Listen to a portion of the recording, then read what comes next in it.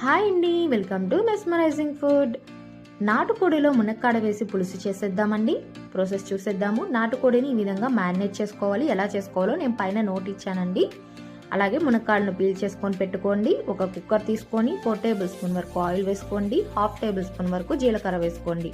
ఇవి కొద్దిగా చిటపట అన్నాక ఈ విధంగా పచ్చిమిర్చిని వేసుకోండి. అలాగే 4 ఉల్లిపాయలను కూడా ఫైన్గా చాప్ చేసుకొని వేసుకొని చక్కగా ఫ్రై చేసుకోండి. ఈ వీటి తర్వాత ఒక 2 రెమ్మల కరివేపాకు కూడా వేసుకోండి. మంచి ఫ్లేవర్ అయితే కర్రీకి వచ్చేస్తుందండి. ఈ విధంగా గరిటతో కలుపుకుంటూ మీడియం ఫ్లేమ్లో పెట్టుకొని ఫ్రై చేసుకోండి. ఇవి కొద్దిగా ఫ్రై అయ్యాక 1/2 టేబుల్ స్పూన్ సాల్ట్ యాడ్ చేసుకోండి. అలాగే 1/2 టేబుల్ స్పూన్ వరకు పసుపు కూడా యాడ్ చేసుకోండి. 1/2 టేబుల్ స్పూన్ ఎందుకన్నానంటే మనం మ్యారినేట్ చేసుకునేటప్పుడు వేసుకుంటాం కదా, అందుకని నేను అలా అన్నానండి. ఇవి మంచి గోల్డెన్ బ్రౌన్ వచ్చే వరకు ఇలా ఫ్రై చేసుకోండి. వన్స్ ఇలా బ్రౌన్ కలర్లో వచ్చిన తర్వాత మీరు మ్యారినేట్ చేసిన చికెన్ అయితే యాడ్ చేసుకోండి. ఈ చికెన్లో ఏమేమి కలిపానో, ఎలా మ్యారినేట్ చేశానో మొత్తం ఆ నోట్లో ఉంటుందండి. ఒకసారి మీరు చూస్తే మీకు అర్థమవుతుంది. తర్వాత చికెన్కి ఉడకడానికి నీళ్లు కావాలి కదండి, పులుసు కోసం మనం వాటర్ మీకు ఎంత కావాలో అంత యాడ్ చేసుకోండి. యాడ్ చేసుకున్న తర్వాత కుక్కర్ మూత పెట్టేసుకొని విజిల్ పెట్టేసుకొని 3 విజిల్స్ వచ్చే వరకు ఉడికించుకోండి.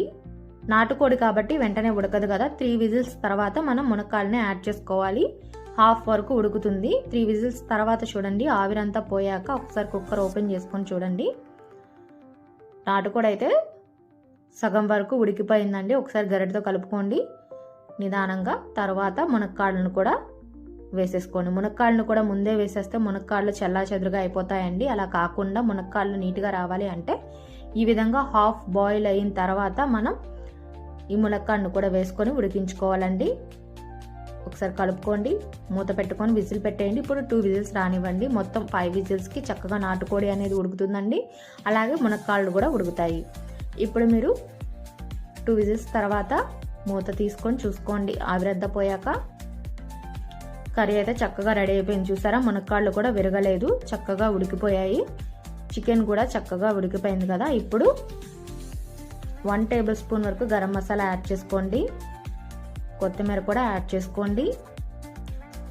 చాలా సూపర్గా ఉంటుంది. సింపుల్గా చేసేయచ్చు కుక్కర్లో కాబట్టి టైం కూడా పట్టదండి.